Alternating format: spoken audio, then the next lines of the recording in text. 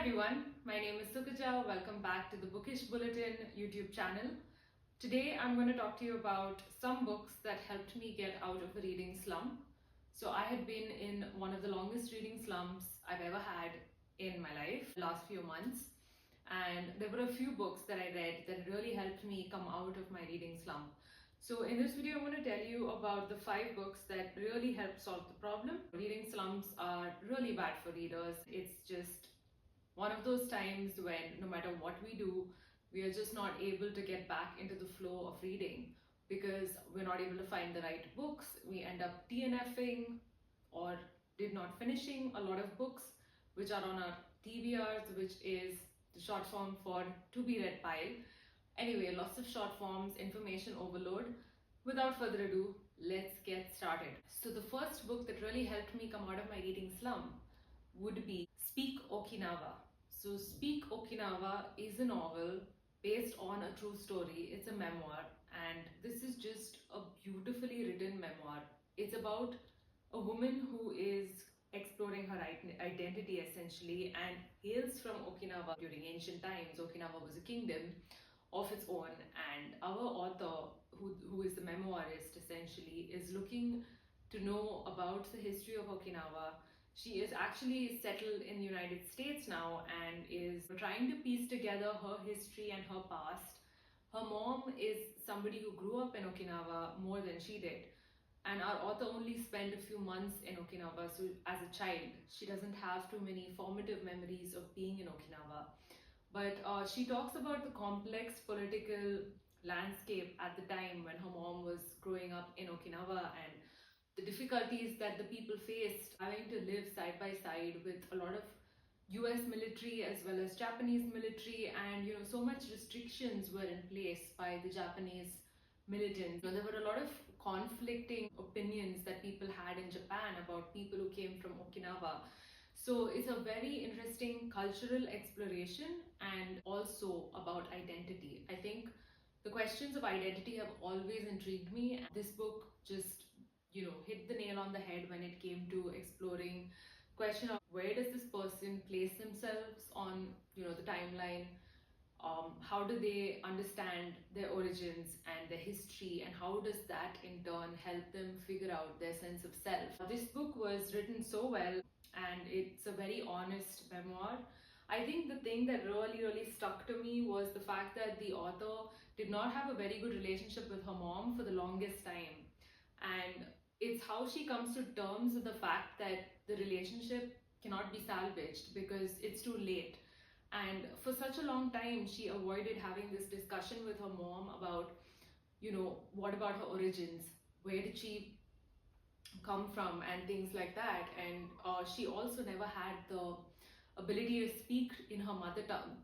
So our author, having grown up in the US, did not have knowledge of Japanese, and therefore she couldn't understand her mom in the way that she would have liked to. The author talks about her mother's marriage, and her mother ended up marrying an American man and moving to the United States and then giving birth to her daughter, who is our memoirist.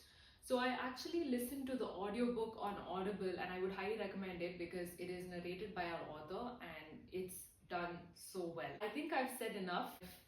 I think my summary speaks for itself. If anything that I said intrigued you about this book, it is definitely good to look at audiobooks to help you get out of a reading slump, because you aren't forced to look at a page and confront the text before you. Instead, when you're on your commute, on the way to work, you just have to plug in, or when you're doing mundane tasks about the house, you just need to plug in and you can end up listening to an entire story that is probably going to inspire you in incredible ways.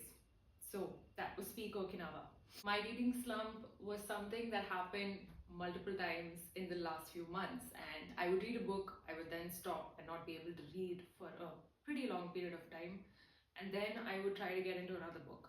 So the next book that helped me come out of my non-reading phase is Tomorrow, Tomorrow, Tomorrow by Gabrielle Zevin.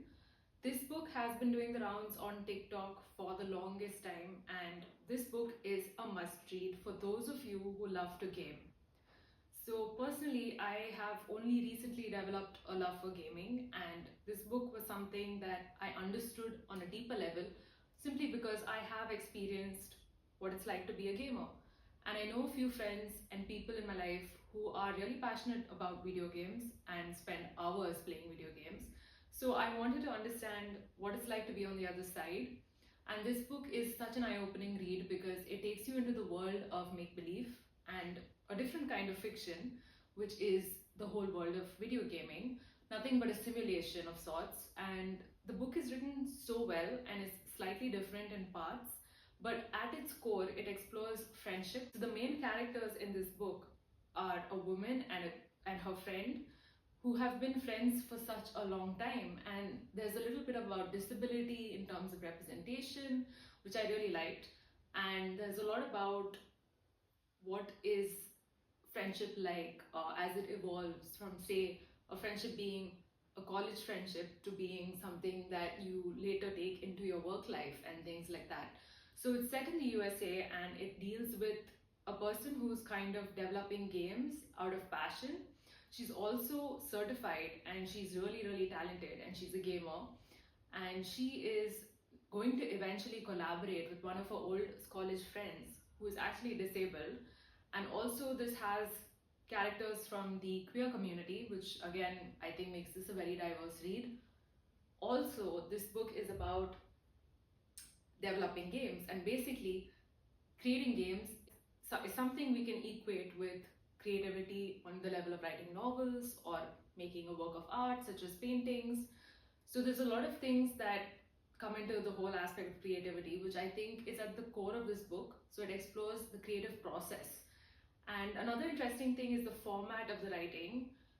Even though there are several chapters and this is essentially fiction, there were parts where you just start reading a chapter and you're actually within a game. I think it's also a nostalgic read because this book is set in the 1970s and it is at a time when gaming was very new, and also talks about the challenges that game developers faced back in the day and all the different aspects that go into making one single game. There is so many components that have to come and work together simultaneously, so many creative minds that have to sync up and agree on a certain idea for the game to go in a certain direction. And there's a lot of storyline and atmosphere and things like that.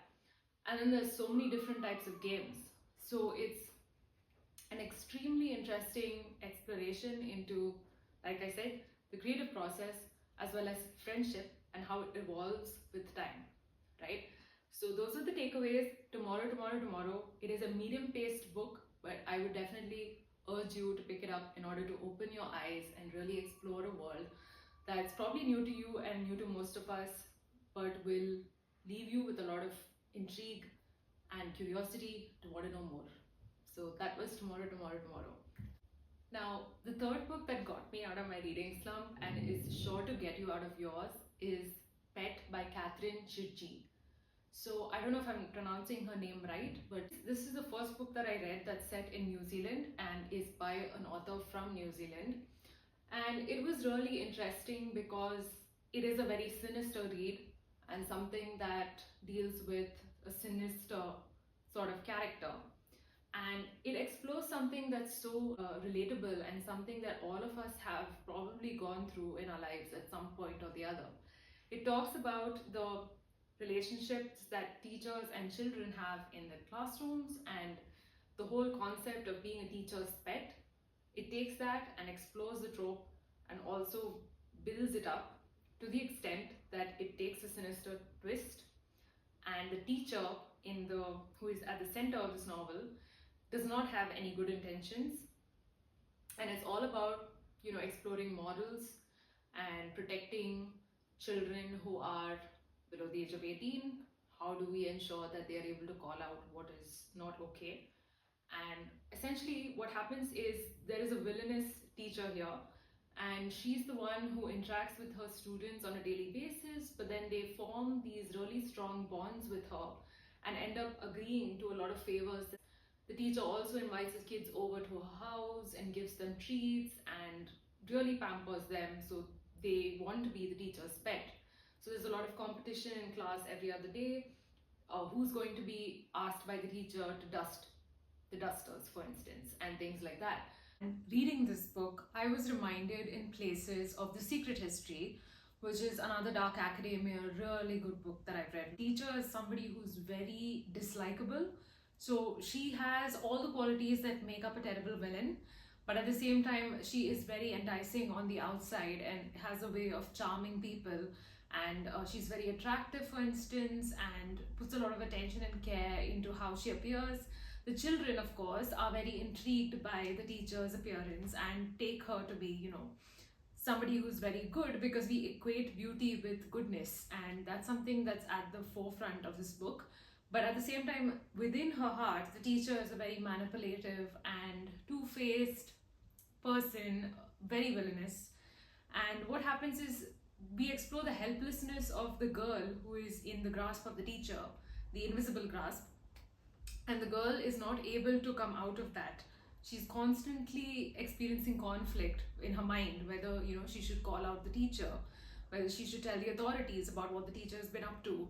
And at the heart of it, the teacher is also a kleptomaniac. Now, before I give in anything further, I think I've said enough, and this book is going to pique a lot of people's curiosities and reading appetites. So I hope this convinces you to want to pick this up. If you've read this, I would love to know what you thought of the book in the comments down below. Now, the next book I read is The Husband's Secret by Liane Moriarty. Liane Moriarty is an Australian writer, and the books that she's written have been developed into TV series and lots of adaptations. Big Little Lies is one of her famous titles, and I watched the show Big Little Lies, which stars Nicole Kidman and I think Reese Witherspoon, and I was thoroughly entertained, which is why I decided to read The Husband's Secret. Also because sometimes when you have a reading slump going on, you want to read something that's kind of lighthearted, not too heavy, and compared to the rest of the books that I read, I think this falls under that category for me. And this book was just super entertaining, a proper popcorn read, something that will get you out of your current days and you will feel like you're probably living in Sydney, Australia. And it takes you to the lives of three women. Cecilia Fitzpatrick, who's at the center of this plot, and it's a very character and plot driven narrative, I would say. So this book explores the domestic relationship scenarios and what is it really like to be in a long-term relationship, a marriage, and what are the things that compromise trust in a marriage and all of that. And it's about a crime, essentially a murder that was committed years ago. Everything's going on well, life is going smoothly. Cecilia is the mother of three and she's middle-aged, and all of a sudden one day her husband leaves a letter in the attic, or he's left it years ago, and Cecilia, who is rummaging through the attic trying to find something, ends up stumbling upon this letter, and once she reads the letter, her life takes a totally different course thereafter. It's also about two other women who are experiencing totally different things, but it's interesting because their lives end up intersecting with Cecilia's life, and that is essentially the plot of The Husband's Secret. And I think it was all brought together really well in the end. Issues that those women were facing in the novel ended up having smooth resolutions, and there was a mystery at the heart of it. And the last few pages, I think, were real page turners, so this was definitely really helpful in getting me out of my reading slump. And the final book that I read that helped me get out of my slumpy period of reading in the last few months was, so it has a very unassuming title, and it's written by a person who has specialized in understanding happiness and what is the science behind happiness, what does it take to make people happy truly, and questions like that. And it's co-authored by Oprah Winfrey. The name of the author is Arthur C. Brooks, and his book is essentially self-help, but I would normally not take such titles seriously, but more than anything, I was influenced by one of the YouTube videos I watched where he explains within, say, 15 minutes, the whole funder that all of his research has discovered everything that he has understood up to that point about happiness. Build the Life You Want by Arthur C. Brooks. It has some really science-backed research, some techniques and strategies that are easily applicable in our day-to-day practical settings. And these things aren't put across in a very pretentious or preachy way. In fact, this book is about metacognition skills. It talks about emotional self-management, which is pretty much the key to a successful and happy life. If you can just manage your emotions and learn about emotional intelligence and how to really work through difficult emotions and regulate your emotions and things like that, you have the key to succeed in so many different areas of life. So this book is really good when it comes to talking about also self-compassion and also compassion for others, because when you are compassionate to other people, you end up giving more of yourself, and that is essentially going to give you more happiness. Also, the kind of things that you would normally get from somebody like a spiritual guru, those gems of wisdom you are getting in this book, which is divided into 4 sections: family and friends, work, life, and spirituality. Each of the sections, I think they were chef's kiss and done so well.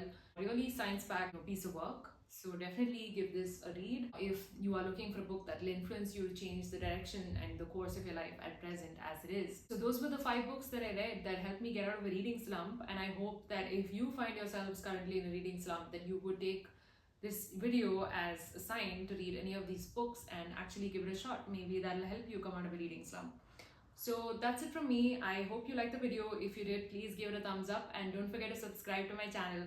That's right, this is your call to action. Please do subscribe to my channel right here, right now. Just click the bell icon for getting notifications every time I post a new video.